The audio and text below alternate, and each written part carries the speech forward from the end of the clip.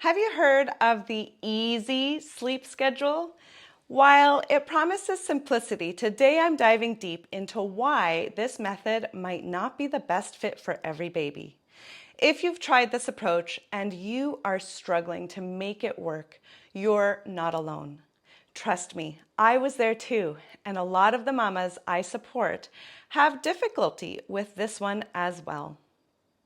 Let's find out why it's not a one-size-fits-all approach. I'm Kaili, your holistic baby guru. As a pediatric occupational therapist and infant craniosacral therapist, I'm here to share a bit more about intuitive, nurturing approach to parenting and sleep.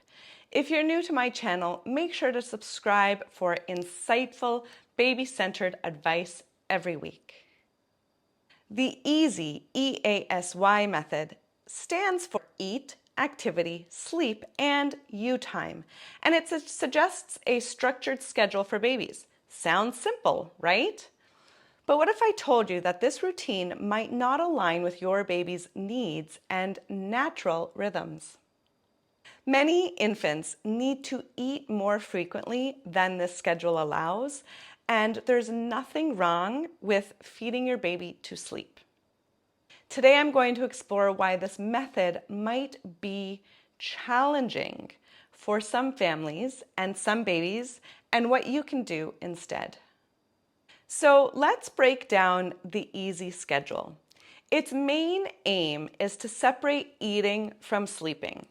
After eating, your baby is expected to have some active playtime before going down for a nap, followed by some time for you while they nap.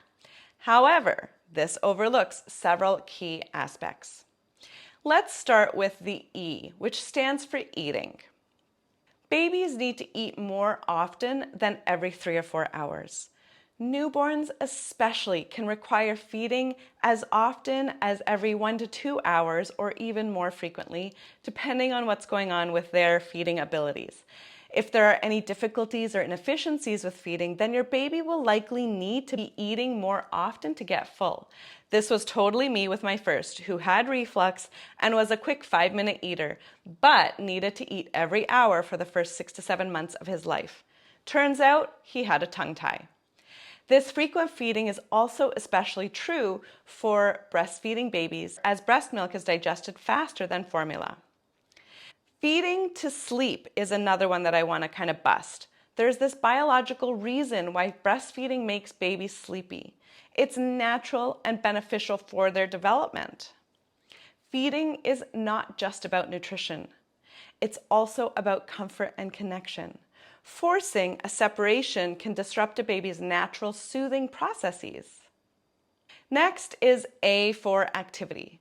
Here's the catch with this one. Babies have varying levels of energy and alertness after they eat. Some might be ready to engage, while others might feel more relaxed and sleepy, particularly younger infants who tire easily. And then we have S for sleep, supposedly without feeding right before.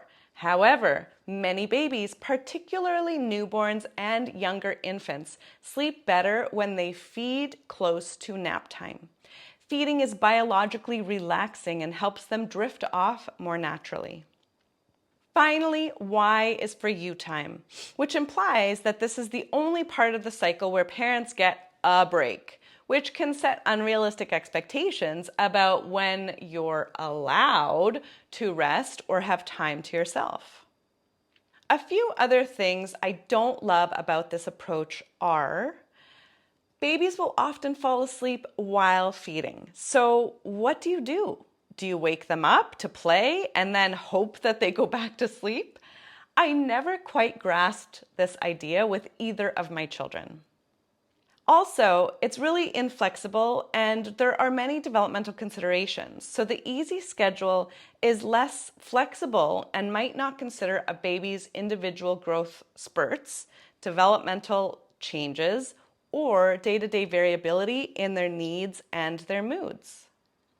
The method also underestimates the importance of feeding as part of the bonding process between parent and child, which can be crucial for emotional development and security, never mind feeling calm and safe enough to fall asleep in the first place. If you're feeling overwhelmed by rigid schedules and you're looking for a way to align more closely with your baby's needs, I invite you to check out my Sleep Makeover Guide for a more flexible, responsive approach to your baby's sleep while supporting their development and your parent intuition. You can find it in the description below. Start your journey to a better night's sleep for everyone. Remember, every baby is unique, and what works for one baby may not work for the other. The best approach is the one that feels right for you and your baby. Trust your instincts and don't be afraid to adapt and respond to your baby's cues. If you found this video helpful, please give it a thumbs up, share it with fellow parents, and don't forget to subscribe for more honest, baby-centered advice. Don't forget to tag me at the Holistic Baby Guru on socials. Until next time, keep loving and listening to your little ones. Sweet dreams, Mama. Bye for now.